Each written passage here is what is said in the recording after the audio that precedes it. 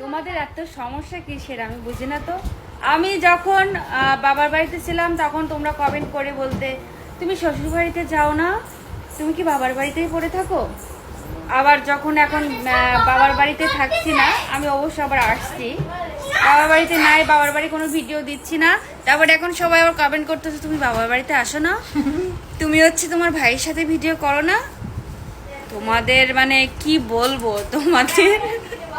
তো যাই হোক, আমরা আছি এক জায়গায় গল্প করি, কিন্তু অত ভিডিও এখন আর করা হয় না। এখন আমরা ভিডিও করার থেকে গল্প করে বেশি, তাই না? ইয়েস। আমার ভাই বউটা পড়তেছে, বই পড়তেছে আর কি, তার পরীক্ষা সামনে, এই জন্য আমরা দুজন বসে গল্প করতেছি। আর এই যে আছে পিসি পাসাগুলো, এই তো।